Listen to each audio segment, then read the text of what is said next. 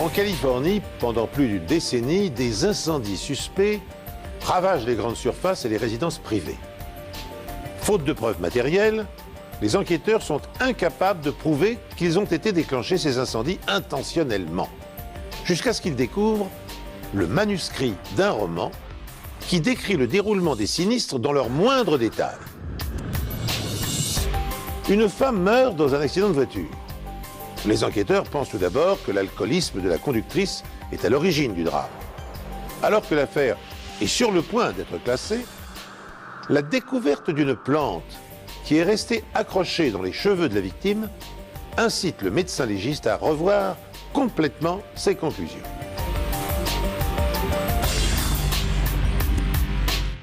Bonjour. Depuis quelques années, police et justice bénéficient directement des progrès fulgurants accomplis dans de nombreuses disciplines techniques et scientifiques. Biologie, entomologie, études des métaux, chimie moléculaire, informatique et images en 3D contribuent aujourd'hui à combattre le crime avec une efficacité qui laisserait rêveur Sherlock Holmes ou Hercule Poirot. Les deux histoires inédites qui figurent au menu de cette émission en donnent chacune à sa manière une bonne illustration. Sauce Pasadena, en Californie, est une ville de seulement 5 km² située au nord d'Hollywood. Le soir du 10 octobre 1984, la plupart des habitants s'apprêtent à suivre le match qui oppose les San Diego Padres aux Detroit Tigers dans le championnat de baseball. Jim Obdam, âgé de 19 ans à l'époque, est caissier dans un magasin de décoration. Je m'étonnais que ce soit si calme, et après j'ai réalisé, mais oui, c'est le soir du match. Et je me suis réjoui à l'idée de passer une soirée tranquille. Vers 19h, Jim entend un message d'alerte diffusé dans les haut-parleurs. Il va voir ce qui se passe. Je me suis dirigé vers l'entrée du magasin et j'ai remarqué une colonne de fumée. Une fumée blanche un peu grisâtre. Il va au rayon outillage et commence à diriger les clients vers l'entrée du magasin. J'ai voulu jeter un coup d'œil dans une allée latérale et, arrivé au niveau de l'allée, je me suis soudain retrouvé devant un mur de flammes. J'étais piégé. J'ignorais par où m'échapper. Tout à coup, les lumières s'éteignent. Jim ne distingue plus personne. Tous les clients paniquent et cherchent désespérément une sortie de secours. La première équipe qui arrive sur les lieux aperçoit une colonne de fumée s'échapper du toit du bâtiment. Le capitaine des pompiers ne mesure pas immédiatement la gravité de l'incendie. Il ne réalise pas l'ampleur de la conflagration. En l'espace de quelques instants, le bâtiment n'est plus qu'un immense brasier. Jim Obdam en réchappe de justesse. J'avais les oreilles brûlées ainsi que le bras gauche.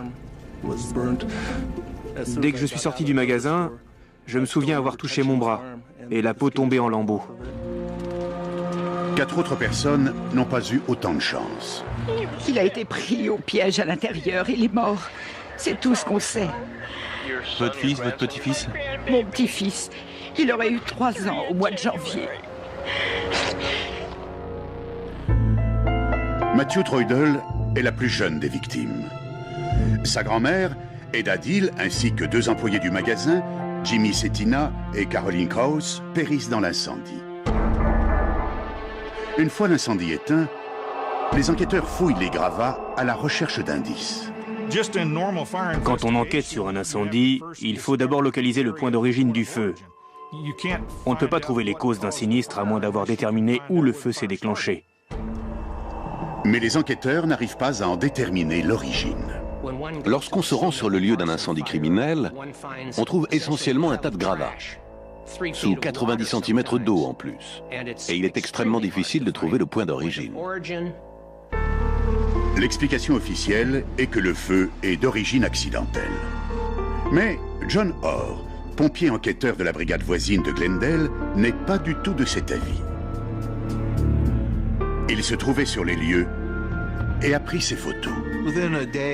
Dès le lendemain du drame, John Orr rend visite à Karen Berry, la belle-sœur d'une des victimes, et émet l'opinion que c'est un incendie criminel.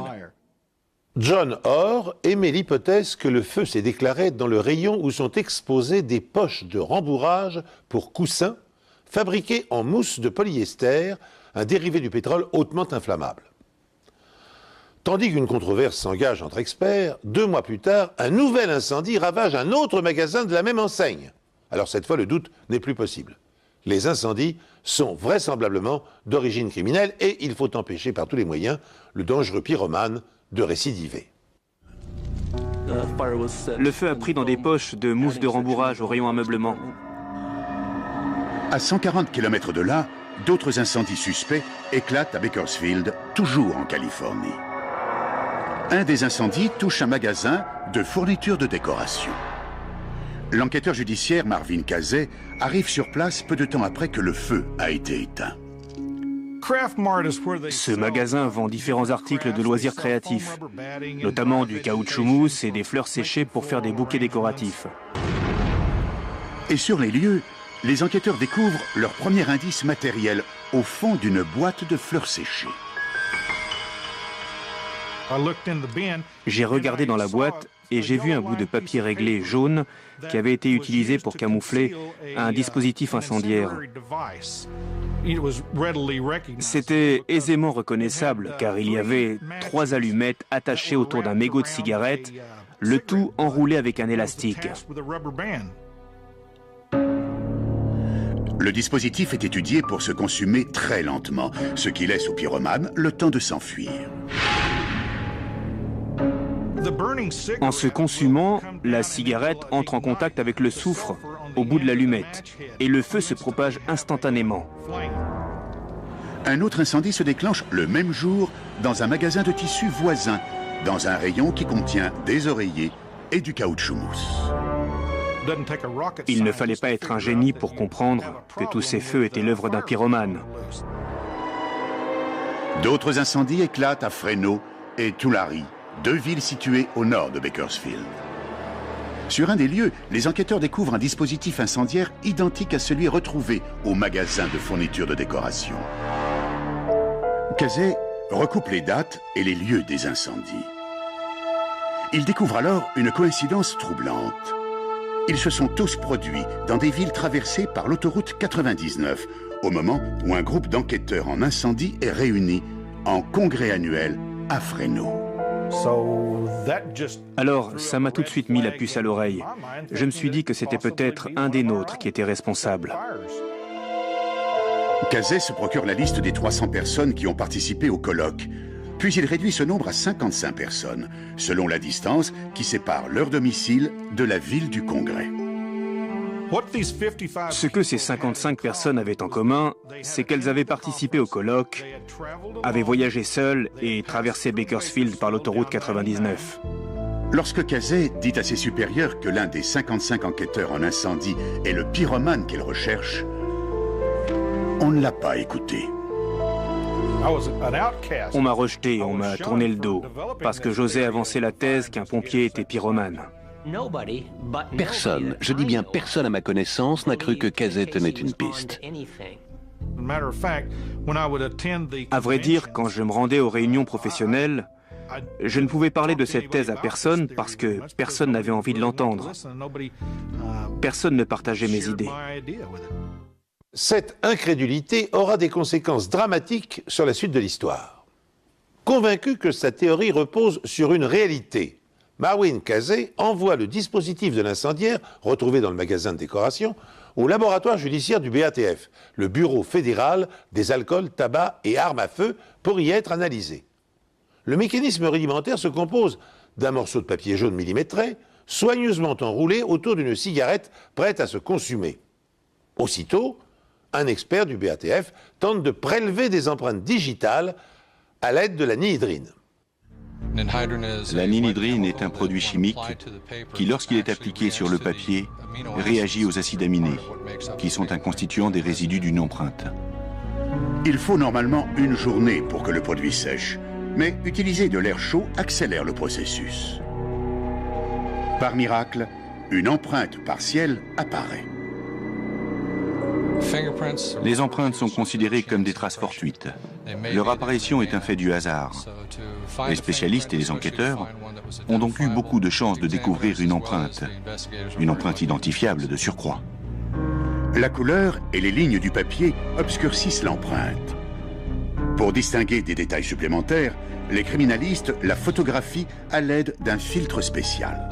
Les filtres font ressortir l'empreinte, ainsi que les crêtes qui forment le dessin. Les filtres éliminent également la couleur de fond du papier, ce qui fait apparaître la forme plus clairement.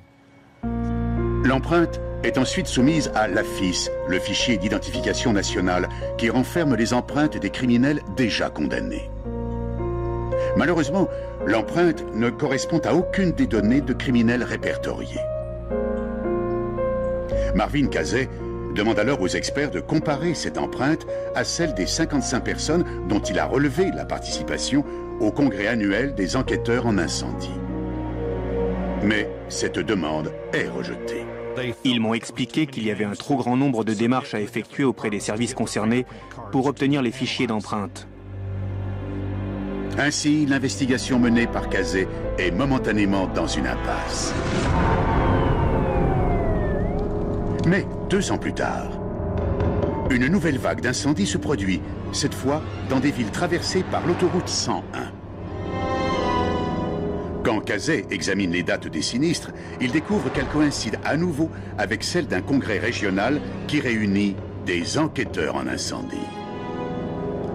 Et sur la liste des participants figurent 10 individus qui ont également participé au congrès précédent. J'étais emballé, je me disais que cette fois on tenait des éléments intéressants.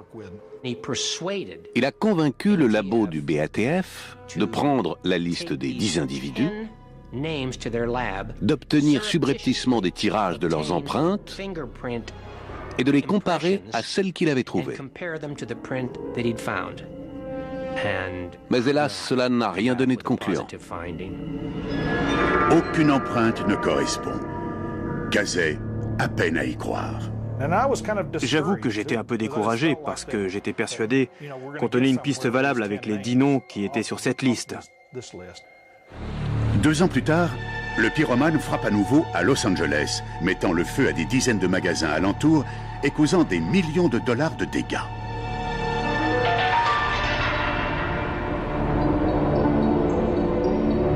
Le spécialiste du BATF, Mike Matassa, dirige l'investigation. Le mode opératoire était de mettre le feu chez les détaillants à la mi-journée, essentiellement pendant les heures d'ouverture. Mike Matassa n'ignore rien, bien sûr, de la thèse controversée de Marvin Casey, thèse selon laquelle le pyromane serait un pompier ayant pris part aux 2 derniers congrès professionnels. L'agent du BATF a également connaissance de l'empreinte digitale retrouvée sur le premier dispositif incendiaire. Dans l'espoir de découvrir une éventuelle correspondance entre les empreintes, il demande au shérif du comté de Los Angeles d'utiliser le fichier informatisé des personnes ayant postulé à un emploi administratif. La recherche est positive. L'empreinte digitale de l'incendiaire est identique à celle d'un expert en incendie. J'étais époustouflé. Je n'en revenais pas. L'empreinte correspond à celle de l'annulaire gauche de John Leonard Orr, un enquêteur en incendie de la brigade des pompiers de Glendale, en Californie. John Orr voulait depuis longtemps intégrer la police de Los Angeles. Il a postulé en 1981. Il a réussi toutes les épreuves sauf une, l'épreuve psychologique. Il se tourne alors vers la brigade de pompiers de Los Angeles, mais il échoue cette fois à l'épreuve physique. Il manquait de conditions physiques. Et cet épisode a été une déception terrible dans sa vie.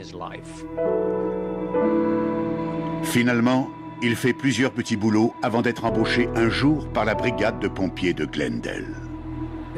C'était la brigade qui payait le moins de toute la région de Los Angeles. Et il a gravi rapidement les échelons, est devenu pompier enquêteur et enfin, capitaine. Orr est l'une des 10 personnes sur la liste de Casey qui a participé aux 2 congrès professionnels. La première comparaison d'empreintes était simplement passée à côté. Mais l'empreinte ne relie Orr qu'à un seul des incendies. Plutôt que de l'arrêter pour un seul incendie avec des dommages mineurs et de récolter du même coup une condamnation mineure, Nous avons décidé d'enquêter pour tenter de le lier à tous les incendies qui avaient le même mode opératoire. Pour ce faire, il recourt aux technologies de surveillance les plus récentes.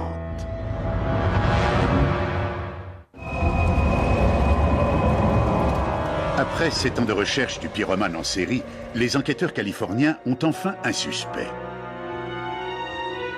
Mais la seule preuve contre John Orr, une empreinte partielle, ne le relie qu'à un seul des incendies. Les enquêteurs décident donc de suivre les agissements de John en installant dans sa voiture un système appelé Télétrack. Le dispositif de pistage lui-même à la taille d'une cassette vidéo, on peut l'installer n'importe où dans la voiture. Le système Télétrack utilise un réseau d'antennes de communication qui relaie les signaux aux dispositifs sans fil cachés dans la voiture. À certains égards, il surpasse le système de communication par satellite. L'inconvénient du GPS, c'est que si vous êtes dans un garage ou qu'une surface quelconque bloque la transmission du signal, il est très difficile d'obtenir une position correcte. Alors qu'avec le Télétrack, il n'y a aucune coupure. Le 22 novembre 1991, à 15h30, le Télétrack localise Orr près des studios de la Warner, à Burbank, où un incendie vient de se déclarer sur le plateau d'une émission de télévision.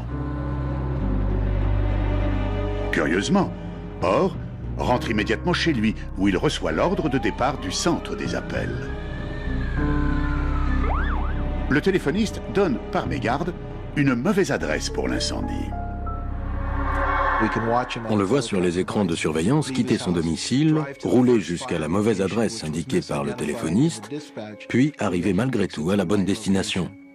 Avec cette information, nous ne pouvions pas le lier directement à la cause de l'incendie, mais nous avons compris qu'on ne pouvait plus le laisser en liberté dans les rues. Avec un mandat, les enquêteurs perquisitionnent son domicile. Nous avons trouvé dans une mallette des cigarettes, des allumettes, des élastiques, le genre de matériel utilisé dans le dispositif incendiaire, et nous avons trouvé du papier réglé jaune dans sa voiture. John nie qu'il y ait quoi que ce soit de malveillant dans ce matériel. Il nie aussi que c'est son empreinte digitale sur le dispositif incendiaire retrouvé dans un des magasins. Je n'ai jamais allumé volontairement de feu, excepté lors de mes exercices d'entraînement. En dépit de ces dénégations, les enquêteurs établissent la preuve que John Orr préparait soigneusement certains incendies bien avant de passer à l'acte. Sur une bande vidéo enregistrée par ses soins et retrouvée à son domicile, les policiers découvrent par exemple qu'il a filmé une splendide demeure californienne. Sur d'autres images prises 18 mois plus tard, la même maison est en flammes. Il avait des images d'avant le feu, après le feu, et des images de l'incendie en train de se propager et qui précédaient l'intervention des secours. Des gens ont dit qu'il photographiait les incendies afin de pouvoir revivre l'événement. Pour la même raison que les tueurs en série photographient leurs victimes, pour les regarder a posteriori et revivre l'événement. On confisque également chez lui le manuscrit d'un livre qu'il a écrit. Il y raconte la vie d'un pompier fictif devenu pyromane, Aaron Stiles. Les similarités entre le livre et les véritables crimes sont par trop fortuites. Le personnage de Stiles utilise des dispositifs inflammables à retardement pour mettre le feu à des magasins, tandis qu'il va assister à des conférences sur la sécurité incendie. Il raconte comment il allumait simultanément plusieurs feux pour dérouter les équipes de pompiers d'un lieu à un autre afin de pouvoir contempler tranquillement un des incendies se développer. Et le livre décrit un incendie dans un magasin de bricolage similaire à celui de South Pasadena, où 4 personnes ont trouvé la mort. Dans le roman, une des victimes est un jeune garçon appelé Matthew. Exactement comme le petit de 2 ans qui a péri dans la réalité. Les décès étaient effacés de son esprit. Ce n'était pas sa faute, juste une réaction stupide de gens stupides. Joseph Wamba a écrit un livre relatant cette affaire, intitulé Fire Lover. Je trouve que John Orr réussit mieux que personne à décrire le psychisme du pyromane en série méthodique. Le sentiment de puissance, l'excitation, l'émotion que recherchent ces individus. Dans son roman Points of Origin, il fait dire à son personnage de pyromane « Le feu devient une maîtresse, une amoureuse ». De cette citation de John Orr, j'ai épuisé mon titre, Fire Lover, en pensant à cette curieuse association, ma maîtresse, mon amour, le feu. John Orr est inculpé de plusieurs cas d'incendie volontaire et du meurtre des 4 personnes du magasin de fourniture de décoration. Après délibération, le jury déclare le prévenu John Leonard Orr coupable de meurtre avec préméditation. Il est condamné à perpétuité. Durant les 10 années qui ont précédé l'arrestation de John Orr, on a compté une moyenne de 67 incendies par an dans les collines qui entourent Glendale, Burbank, Pasadena, de graves incendies. Et après son arrestation, le nombre moyen d'incendies dans cette même région est tombé de 67 à 1. À mon avis, il a allumé plus de 2000 incendies sur une période d'environ 30 ans. John Orr est considéré comme un des pyromanes les plus prolifiques du XXe siècle. Sa carrière a été interrompue grâce à un morceau de papier calciné et au travail acharné des enquêteurs. Immortalisé par Hervé Bazin dans son roman L'huile sur le feu, publié en 1965, le pompier pyromane est malheureusement un cas de figure assez répandu. Le sentiment de puissance et l'émotion malsaine que ces incendiaires éprouvent en combattant l'incendie qu'ils ont eux-mêmes déclenché leur procure, semble-t-il, une excitation proche de l'ivresse sexuelle. Sachez encore que selon Denis Puech, psychiatre à l'hôpital Saint-Antoine à Paris, les pyromanes peuvent être divisés en 3 catégories. Les malades délirants, les pervers et les psychopathes. Dans l'histoire que nous allons suivre maintenant, les graines d'une plante banale découverte par le médecin légiste dans les cheveux de la victime va transformer en homicide ce qui n'était à l'origine qu'un tragique et stupide accident de voiture.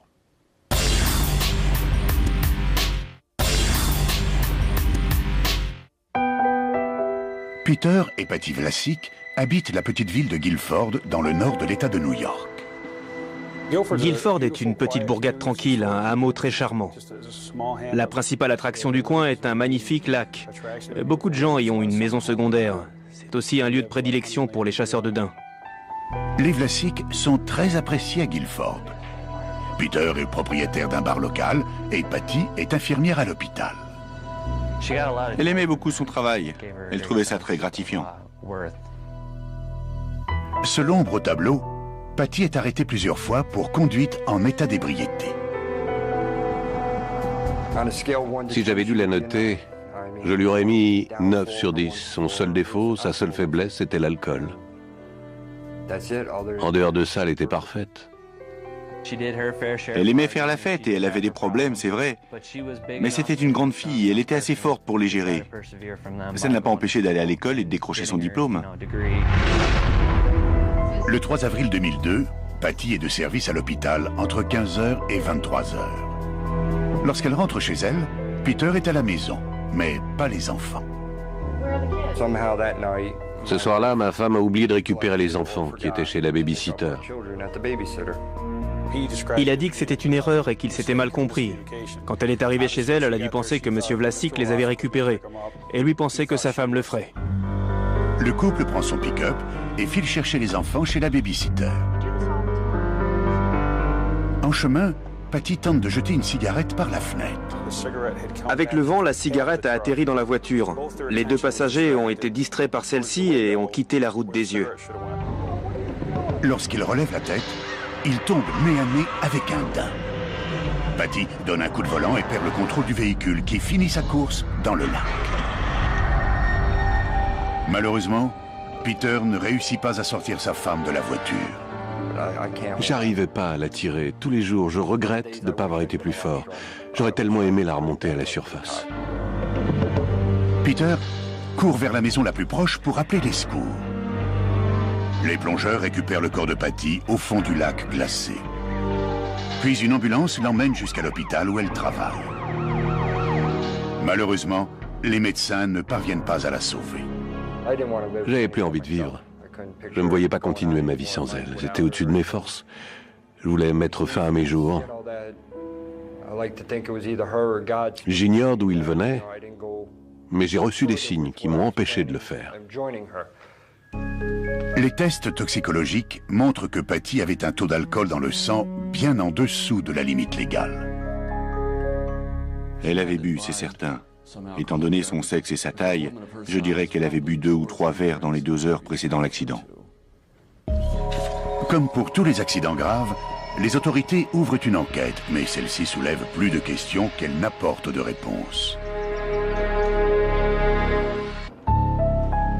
Le docteur James Terzian effectue l'autopsie de Patty Vlasic le lendemain de l'accident qui lui a coûté la vie.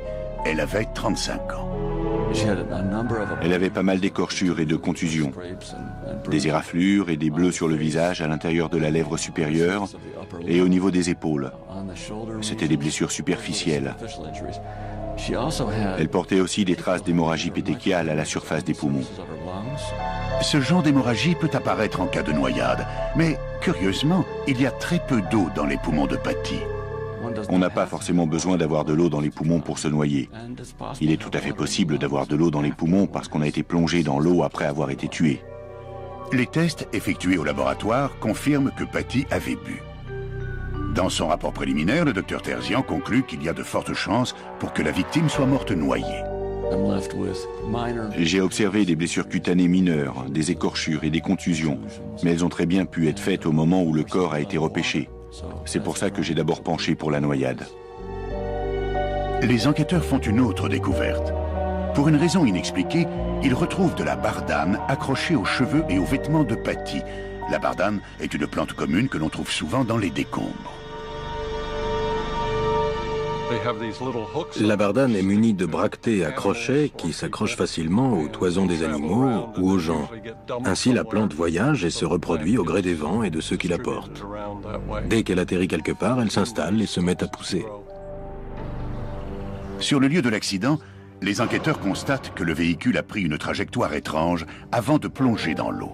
La majeure partie du lac est bordée de résidences avec des maisons et des garages. Quant à la zone qui n'est pas habitée et qui ne comporte pas de maison, elle est bordée par une glissière de sécurité pour empêcher les gens de plonger dans le lac. Le véhicule a quitté la route et a plongé dans l'eau à un des rares endroits du lac qui n'est pas protégé. De plus, la police ne retrouve aucune trace de daim dans le coin.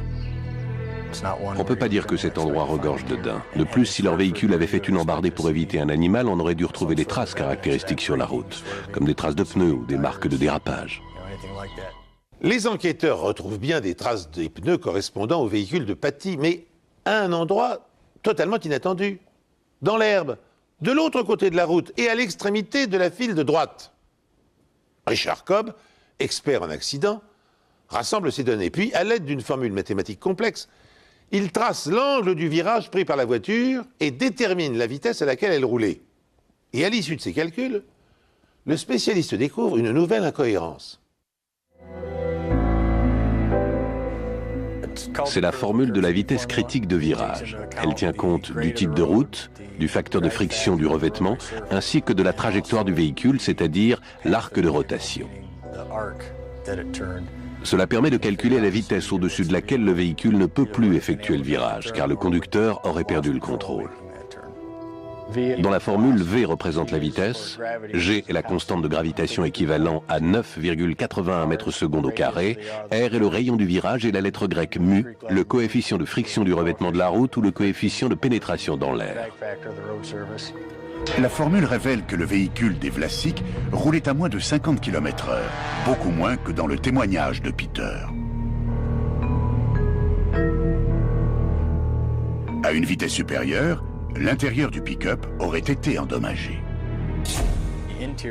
On aurait dû retrouver les traces de choc sur le tableau de bord, les empreintes des genoux des passagers et les traces sur le volant, sans parler du pare-brise et des vitres. Dans la plupart des cas, les passagers non ceinturés vont cogner le rétroviseur qui se détache du pare-brise et parfois même se brise. Or là, on n'a rien remarqué de tout ça. Et l'analyse de la voiture révèle une autre contradiction. Peter a dit qu'il était sorti du véhicule par la portière passager.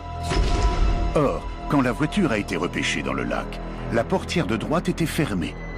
Il a aussi déclaré que c'est Patty qui conduisait et qu'elle était toujours dans la voiture quand il est sorti, alors que le corps de Patty a été retrouvé à l'extérieur du pick-up au fond du lac. Son récit ne tient pas debout. Selon lui, la dernière fois qu'il l'aurait vue, elle était assise du côté conducteur. Au domicile des Vlasic, les enquêteurs trouvent le journal intime de Patty. Ils découvrent alors que Patty et Peter menaient une vie sexuelle peu conventionnelle.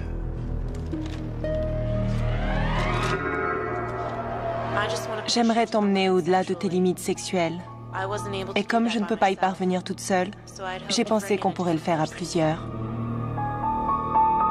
Si l'on en croit le journal, Patty aurait invité Joyce Warden, son amie et babysitter des enfants, à partager leur lit. Avec ma femme et Joyce, on formait une sorte de couple à trois. Mais le monde entier n'avait pas besoin d'être au courant des tendances sexuelles de ma femme, ni de savoir qu'elle était à l'origine de cette situation. C'était notre vie privée. Cependant, le journal de Patty indique aussi que le couple avait des problèmes. J'ai partagé un fantasme avec toi sans imaginer une seule seconde que je finirais sur la touche. Je ne pensais pas que tu préférerais sa personnalité à la mienne. Je ne pensais pas que tu irais voir ailleurs. Patty avait l'impression que Peter et Joyce se voyaient en cachette. Peter nie tout en bloc. Ma femme n'avait aucune raison d'être jalouse, ni de s'inquiéter. Maintenant que Patty est morte, seule l'autopsie pourra nous dire ce qui s'est vraiment passé.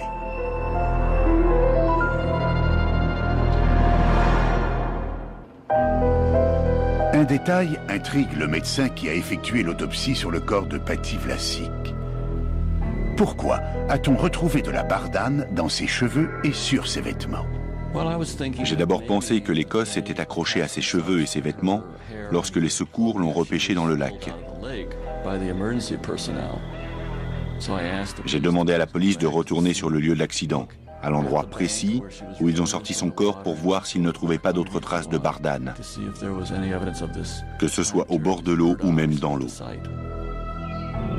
Les enquêteurs ne trouvent aucune végétation de ce type autour du lac. Comment une femme peut-elle aller récupérer ses enfants chez la babysitter avec de la bardane dans les cheveux? C'est impossible. Les enquêteurs font appel au biologiste Julian Shepard pour en savoir plus sur la bardane. En général, on trouve ce genre de plantes dans les vieilles basses-cours, autour des vieux bâtiments ou dans des lieux désaffectés. Le plus souvent, elle pousse dans les coins que les tondeuses n'ont pas réussi à atteindre. Dès qu'elle a un peu de place, elle peut pousser très vite. Le docteur Shepard explique aussi que cette plante ne pousse pas dans l'eau et qu'il n'y a pas de traces de bardane dans les jardins bien entretenus qui bordent le lac de Guilford. Mais les enquêteurs trouvent toutes sortes de plantes sauvages dans le jardin des Vlasic. Il avait un jardin qui était tondu régulièrement, mais je ne dirais pas qu'il était bien entretenu. Les agents de police qui ont fait les recherches préliminaires ont remarqué qu'il y avait pas mal de bardane dans sa propriété. Les enquêteurs trouvent de la bardane dans le jardin des Vlasic. Une des tiges est brisée et porte un corps étranger. Il s'agit d'un cheveu brun. Les tests ADN révèlent qu'il s'agit d'un cheveu de Patty Vlasic. Maintenant qu'on avait des données anatomiques, il nous fallait les conjuguer avec le contexte et les éléments retrouvés sur le lieu. Les enquêteurs du Michigan constatent aussi que, curieusement, l'avant du véhicule n'a pas été endommagé lors de l'accident. Pour tenter de comprendre cette énigme, ils effectuent des tests et constatent que si l'on plonge un véhicule motorisé dans un lac à 50 km/h, le pare-choc et la calandre subissent forcément d'importants dégâts. Ces tests apportent un éclairage supplémentaire. Un véhicule de la taille d'un van ou d'un pick-up ne coule pas immédiatement. Il lui faut d'1 minute à 4 minutes pour disparaître entièrement sous la surface de l'eau. Fort de ces constatations troublantes, les policiers repassent le véhicule de Patty au peigne fin. Ils font cette fois une découverte intéressante. Ils retrouvent sur le siège arrière le beeper de la victime ainsi que plusieurs de ses cheveux. On en a conclu qu'une personne normalement constituée, à condition qu'elle soit toujours consciente après le choc, devrait pouvoir s'échapper du véhicule avant que ce dernier ne soit submergé. Plus on analysait cette affaire, moins le récit initial collait avec les preuves. La température du lac, le soir de l'accident, était de 4 degrés. Les médecins affirment que si Peter était rentré complètement dans l'eau, il aurait dû souffrir d'hypothermie. On ne peut pas dire que l'eau soit très chaude en avril. Si vous y êtes plongé pendant un moment, vous aurez forcément des séquelles immédiates. La température de son corps, d'après ce que j'ai compris, aurait dû être beaucoup plus basse que lorsque les médecins l'ont vu pour le soigner. Quand Peter est arrivé à l'hôpital, sa température n'était que très légèrement en dessous de la normale. Quand je suis arrivé, il n'avait pas encore pris sa température. Sur les chaussures de Peter, on retrouve la même bardane que celle retrouvée sur les cheveux et le manteau de Patty. Tous ces éléments, ainsi que les blessures à la lèvre de Patty et les traces d'hémorragie pétéchiale observées dans ses poumons, convainquent le médecin légiste que la cause de la mort est la suffocation et non la noyade. On a récapitulé ce qu'on savait et on a conclu qu'elle était morte avant de plonger dans le lac. Peter Vlasic nie avoir tué sa femme. Il dit même qu'il peut le prouver. J'avais une preuve scientifique, médicale. L'accusation reste persuadée que Patty Vlasic a été assassinée par son mari Peter, qui a essayé de faire passer son crime pour un accident. L'assurance vie de Patty s'élevait à 300 000 $. L'argent constituait un mobile sérieux pour pousser M. Vlasic à tuer sa femme. Surtout quand on sait que 8 heures après l'accident, il était déjà au téléphone pour toucher son assurance vie. L'accusation pense que Peter a volontairement laissé les enfants chez la babysitter pour se retrouver seul avec Patty quand elle reviendrait de l'hôpital.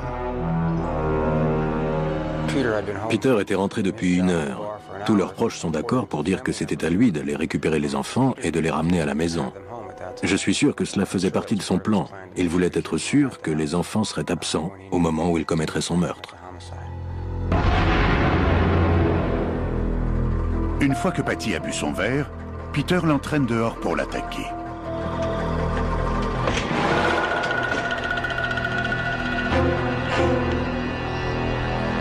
Tandis que Peter est en train de l'étrangler dans leur jardin, des cosses de bardane s'accrochent aux cheveux de Patty.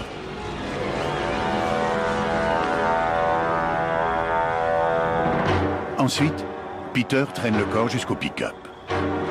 En chemin, d'autres cosses s'accrochent au manteau de Patty et aux chaussures de son assassin. Les preuves retrouvées dans le véhicule indiquent que le corps était à l'arrière. Les marques de pneus montrent que Peter s'est arrêté sur le côté droit de la route. Puis, lentement, il a orienté le pick-up vers l'endroit dépourvu de rambarde pour préparer son plongeon dans le lac. Mais il a laissé les 2 portières fermées et le corps de Patty a été retrouvé en dehors du véhicule.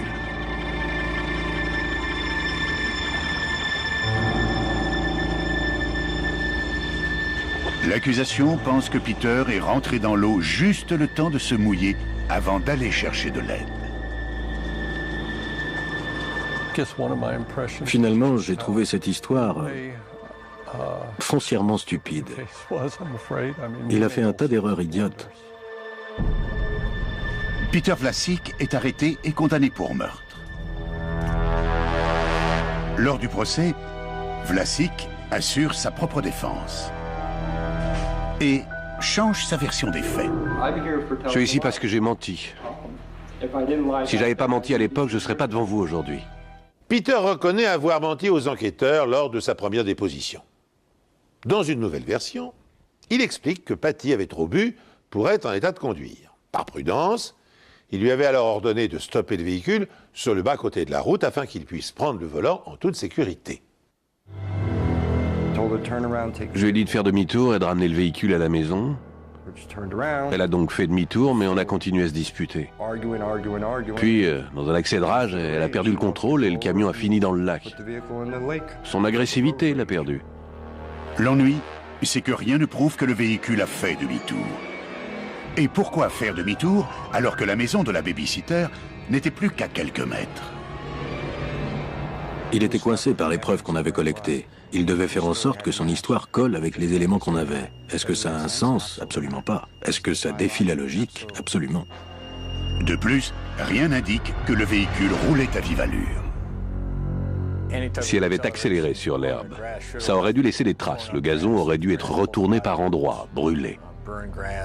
De même, si les roues arrière avaient dérapé sur le bitume ou sur la zone de gravier qui séparait la route et l'herbe, on aurait dû retrouver des traces de pneus ou du gravier éparpillé un peu partout. Mais on n'a rien trouvé qui corrobore cette version. C'est grâce à la reconstitution et au travail des médecins légistes qu'on a résolu cette affaire. Sa première version comportait pas mal de points d'ombre qu'on a éclaircis. On a démonté son argumentation et sa deuxième version ne valait pas mieux. Vlasic déclare que la bardane retrouvée dans les cheveux de Patty ne venait pas de leur jardin, mais du lac. Il aurait engagé un plongeur pour lui en apporter la preuve. Si j'en crois ce que m'a dit le plongeur, et ce qu'il a dit avoir trouvé dans son rapport, je peux dire que la bardane provenait du fond du lac. C'est là qu'elle s'est accrochée à elle. Pour les experts de l'accusation, c'est impossible. Si la bardane avait séjourné dans l'eau, elle aurait dû être abîmée. Lorsque les cosses sont mouillées, elle s'agrippe beaucoup moins bien aux vêtements. C'est prouvé. Mouillée, la bardane n'adhère pas et se détériore. Affirmer que la bardane provenait du fond du lac était une idée complètement ridicule. Les enquêteurs pensent que Peter voulait recommencer une nouvelle vie avec sa maîtresse, ses enfants et les 300 000 $ de l'assurance vie de sa femme. Il ne faut pas plus de 3 heures au jury pour délibérer. Le prévenu est accusé de meurtre sans préméditation. Votre verdict? Il est coupable. Peter Vlasic est condamné à la prison à perpétuité avec 25 ans ferme. Il continue pourtant de clamer son innocence. Je croyais qu'on avait la présomption d'innocence, mais c'est faux. On est coupable tant qu'on n'a pas prouvé son innocence. Tout ça dépendant de la somme d'argent que vous avez. C'est à vous de prouver que vous n'avez pas fait ce dont on vous accuse. Les preuves relevées par la police scientifique ont acculé le prévenu. À chaque fois que M. Vlasic ouvrait la bouche, sa nouvelle version ne correspondait pas à ce qu'on savait sur le lieu de l'accident, l'état du pick-up ou celui du corps de Patty Vlasic.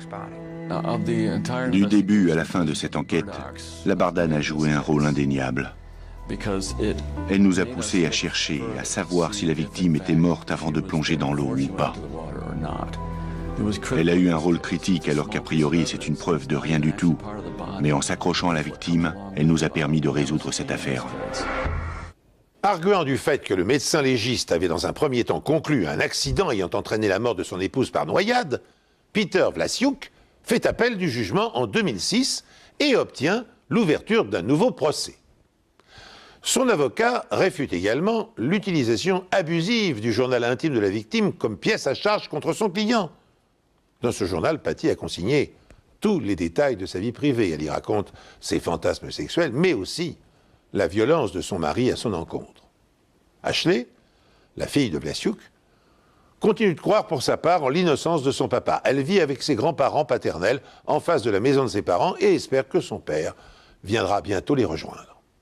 Mais néanmoins, le procès a été ajourné 1 an plus tard. Et tenez-vous bien, le juge en charge de l'affaire ayant été démis de ses fonctions après avoir été accusé d'avoir volontairement écrasé une fillette âgée de 12 ans. C'est sur cette note tragicomique que se referme cette émission. Merci de l'avoir suivi. Et si vous le voulez bien, nous nous retrouverons prochainement sur cette antenne pour un nouvel épisode des Enquêtes Impossibles.